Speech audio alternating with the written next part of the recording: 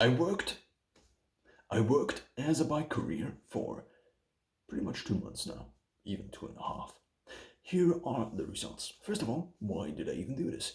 I moved to a new city and I wanted to get to know the city. So for one, by bike obviously is the best solution because you are also doing sports and you don't have to pay for public transport, which is compared to just having a bike much more expensive. Therefore, having a bike and also using it to actually do activity, because let's face it, we all do. Most of us, if you are on a triathlete, would greatly benefit from more activity over our entire lives. So therefore, it only made sense to at least try this thing. So here are the results. For one, I got to know the city actually pretty well, and I kind of, yeah, this district, and then yeah, I also already was here. And now, what happens over time is, first of all, you are just driving through the city randomly using Google Maps, and in a time before there was Google Maps, obviously to you had to remember all the things, where all these different things are, but you don't have to now. Obviously, you're just an automaton. You're basically a robot. You're like, yeah, okay, let's go here. Click on Google Maps, drive there, and Google Maps is like, drive left, drive right, and then you're like, oh, this is the number. Here, deliver the food. So I actually worked as a bike courier delivering food, but also occasionally also other things. Because the company I work for occasionally also delivers other things than food. But food obviously is still the biggest part of it all. So now, I also had a bike that was not very optimal. I had a bike. So first of all, I had a mountain bike, and with the mountain bike, I was kind of fast, I would say. It was on like cobblestone, and I could jump to the actual side, to the sidewalk, just without any interruption. But then I switched to swap feeds because this bike I previously used wasn't mine, and therefore I switched to swap feeds, which is like more of a bike they use in Amsterdam. So these Holland bikes you may also know. And it's a very chunky bike, a very heavy bike. And with this bike, someday I was like, yeah, I don't wanna just hit the ground because it's kind of more difficult to drive and you are just not as close to the ground. But also your posture is better, I guess. But you're also not as fast, and I mean, there's just a range of other things connected to this. So did the city viewing thing work out? Yeah, pretty good. It worked out so far. The next thing is getting paid for actually driving through the city. I mean, it obviously worked out. The next thing is, so the thing is, you don't get paid a lot. That's obvious, kind of, because I mean, you don't have to have like good qualifications. The only thing you have to have is a bike, and you have to be able to drive with the bike through the city. You can also book a scooter and just drive with the scooter through the city, but then obviously, at least for myself, it wouldn't count as sport because you only are going into the houses and then actually delivering the food to the door. So here is the next big thing. So the first was the sport, the next was the actual payment, the third was the bike, and now here's the fourth thing. I kind of a fourth resume. The thing is, I had like two instances with the swap feeds where the swap feeds was just, so it was a rainy day and it was just gone, so just hello. And the nice thing was because I was so upright, what it meant was that I just didn't lie on the ground afterwards. It was nice, and it wasn't even at high speeds. And the second two other incidents were, basically, I almost got hit over by a car that was driving like 60 kilometers per hour, or maybe 50 kilometers per hour, like accelerating through a crossing where I was like going left, and the other person obviously. So the thing is, I think at least in my perception, and I obviously think that this perception is right, I hit green and the other person didn't, and yeah, well. And it was very close to being an accident that probably would have ended me in hospital. This was the first one, and the second one was like a few days ago. Obviously, this doesn't mean, so the next one was that I was driving basically on the bus or bike lane, because driving on the bike lanes is often pretty dangerous. Let's face it, because often it's cobblestone, and sometimes, I mean, and also it's just often there are just so many other people, and then peasants or people who walk just to walk through the bike lane and you accidentally, it's just a mess. And driving on the streets actually is, I would say, a little bit safer. Another thing is that I drove on this thing here, and then there was like randomly someone like driving in front of me, and I managed to go, and it was like I would have hit, and then yeah, things would have hit the ground running. So in terms of mortality risk, I think it's not a very good job, because essentially, if you think about things you want to reduce in your life, obviously the things that can get you in hospital. I mean, what's the whole concept of these insurances? To reduce the things in life, or to get insured about the things in life. But there are just certain things in life, if you just reduce them, I mean, you would just basically increase your chance of living, because you just basically reduced the risk of being severely injured or having died. For example, skiing is such a thing. Skiing is, for one, also very expensive. But the thing is, if you go skiing, there are a lot of people that overestimate their abilities, and even when not, I mean, driving with 25, 50 kilometers per hour down a steep hill in ice in winter with things that are basically two things that could hit you and hit your eyes, or I don't know, or just hit your stomach. I mean, this is the reason why ski accidents happen all the time. It's like here are two sticks, now drive. It's actually quite insane if you think about it. Here are like two sharp sticks, and drive with them with 50 kilometers per hour, like down the hill, where like 500,000, not 1,000, but 500 or 1,000 other people are driving simultaneously through the hill, and they sometimes just randomly go by. I mean, it's pretty obvious that this is something that's very dangerous, and if you reduce these activities in your life, obviously you, by a huge margin, reduce all the instances that could happen where you just get severely injured. And driving on the streets, or driving also on the bike lanes, is just something that's very risky, I guess. Especially if you increase the amount of driving by factor 10, because you now drive for a courier company. So obviously, I'm kind of torn, because for one, I saw the city, and it's not that I mean, I thought about replicating this concept, like just move to another city, work for the same company or another company again, and actually drive around seeing the city. Because if you would drive around alone with the bike, you actually also would see the city, but I mean, you just wouldn't get paid for seeing the city, but you actually would have to pay for it, because you wouldn't work in this time, therefore opportunity cost.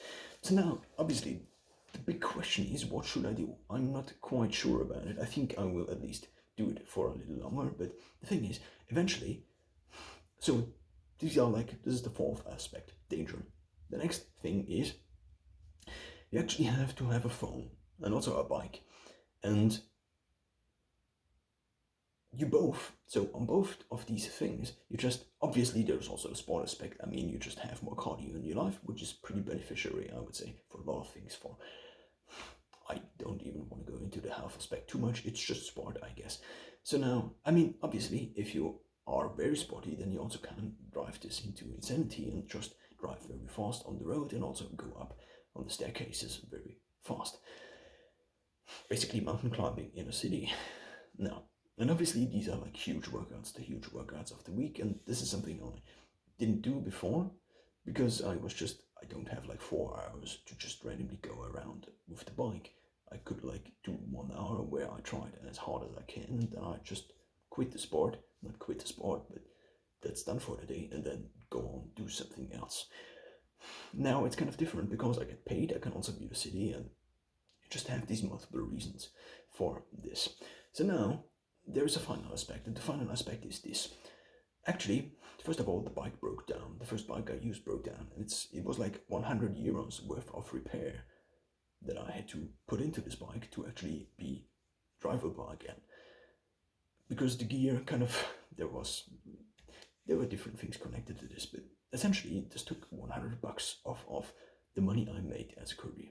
So the next thing was that I also obviously had to pay for the bike rental. So the next thing that goes off the list. The next thing is that I wore my normal fitness smartwatch, and you also have to drive during heavy rain, which means for these smartwatches, I mean, most of them are waterproof, but it was very heavy rain, and I couldn't just stop and I don't do anything for the next 2 hours. Therefore, it was like pouring rain, and there was like 20 centimeters of water on the streets, sometimes 10, sometimes 5, but I mean, I just drove through it. And the thing is that my watch basically broke. 150 euros gone because it doesn't work anymore, and because it's a water damage, I probably won't get anything back in return, guarantee wise.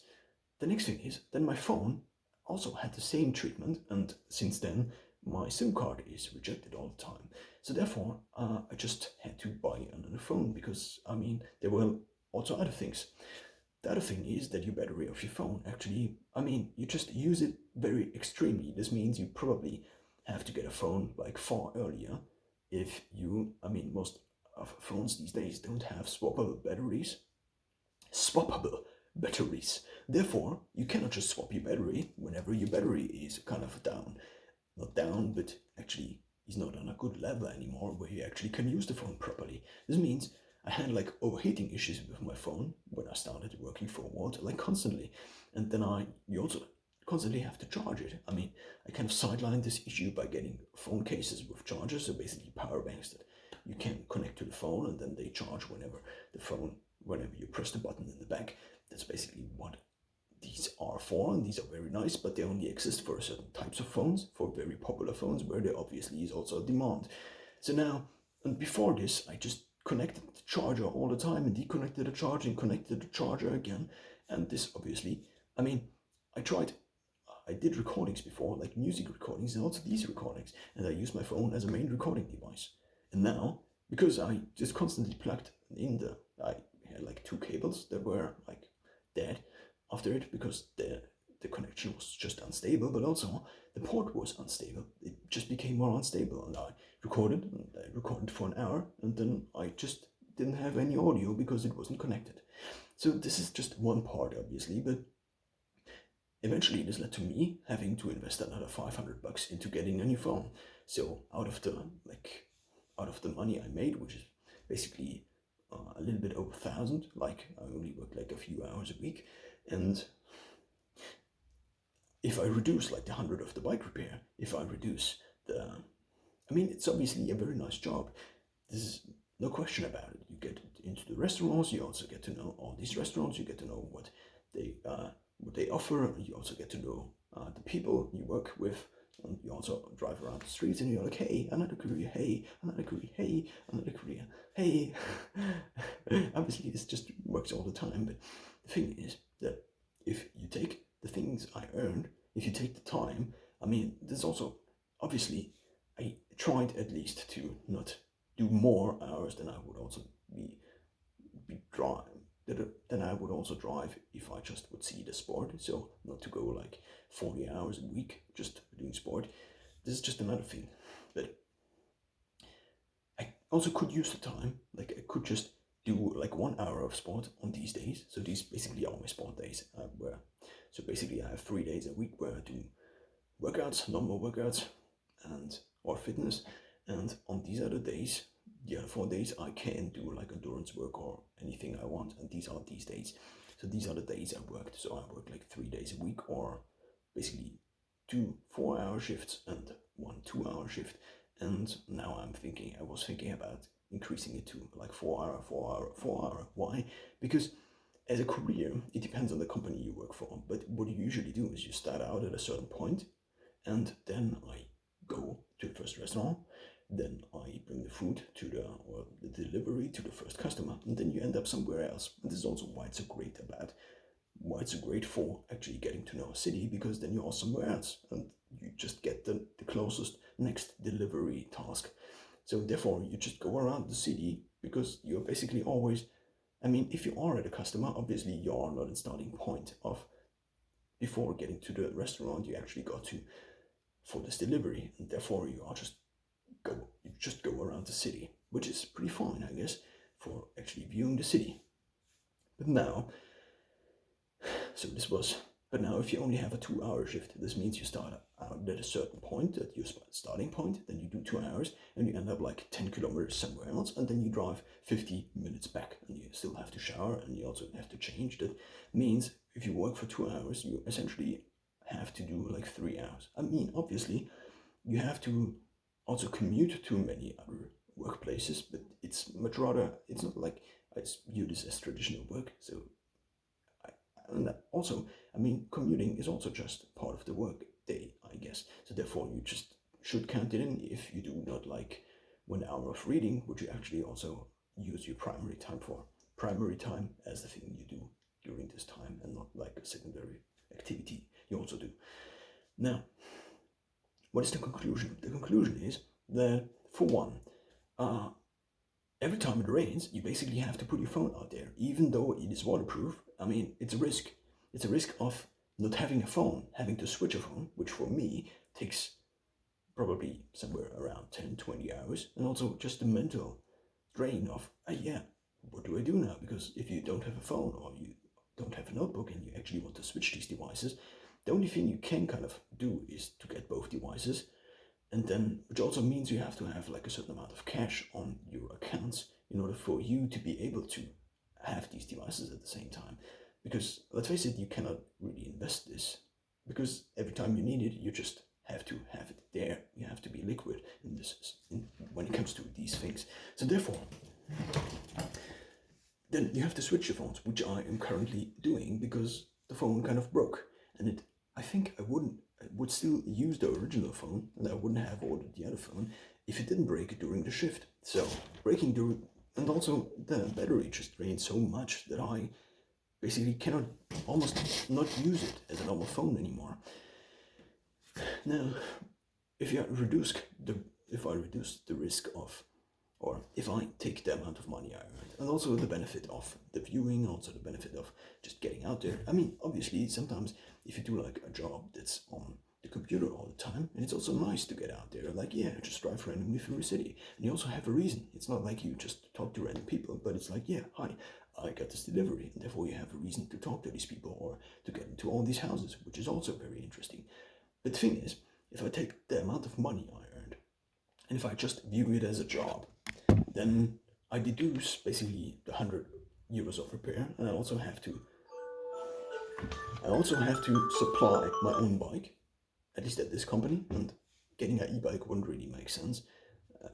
I mean, this obviously would reduce the workload, and since I view it primarily as sport, this would just wouldn't make any sense, because then it would be just a normal job, and it's not a normal job, but it's essentially biking through the city and getting paid for it. At least that's the initial viewpoint. And if I take the amount of money I earned, I reduce obviously also the taxes and stuff like this.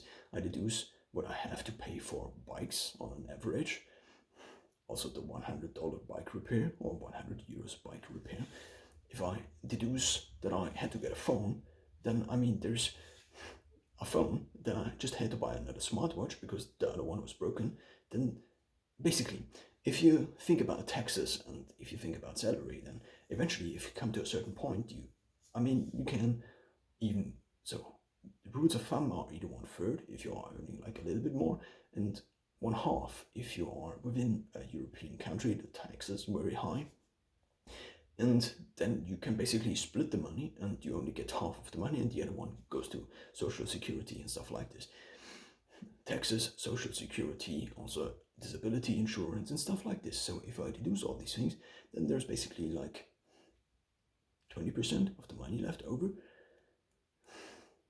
Actually, if you just take all the costs I had during this period, the 450 for the new phone, also, I mean, I will not be able to sell the old phone as a price. Then I have like 270 for the new watch. Obviously, this wasn't like the old watch, and I didn't get a new one. Therefore, you could just count like 150.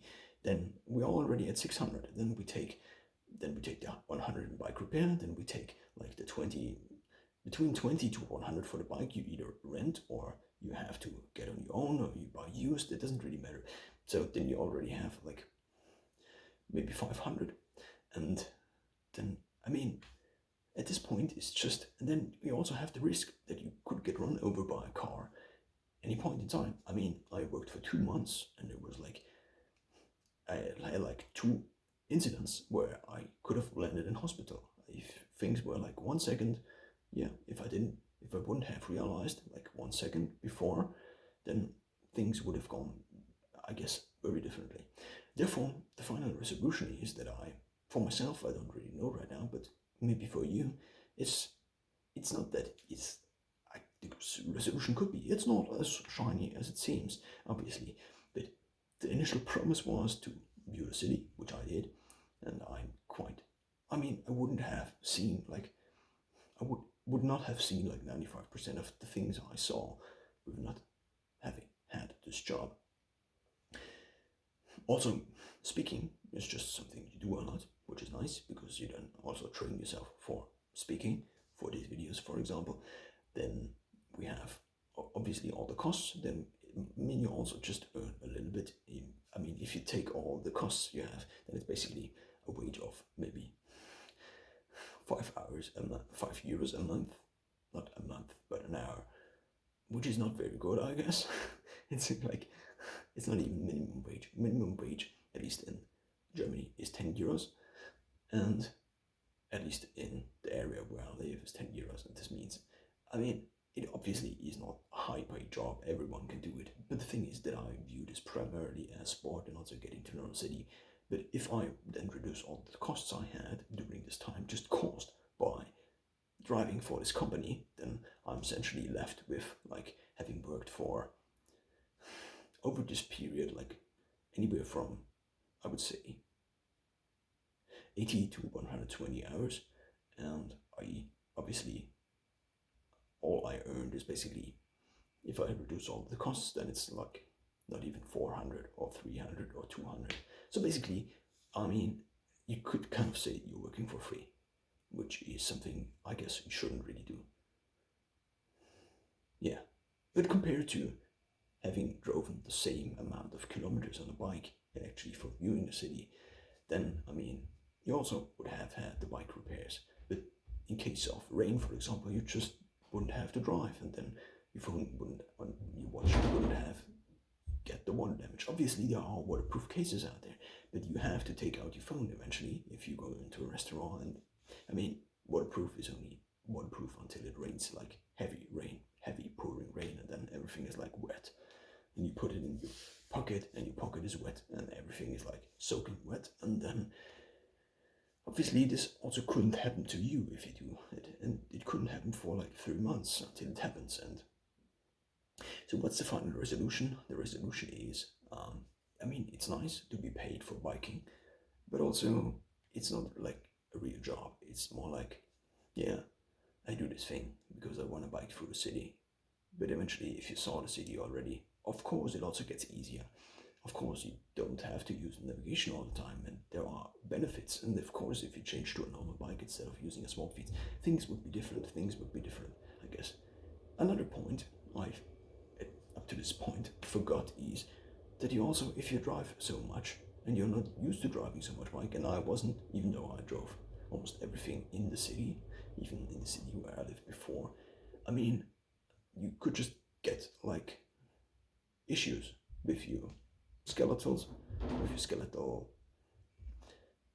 issues in terms of anatomics. That's what I'm saying. So, for example, the last few days I worked, I had like knee pain. It was just increasing and increasing, just because of, I think it's the way a small feet bike is designed. But yeah, so much about working as a bike courier in a new city.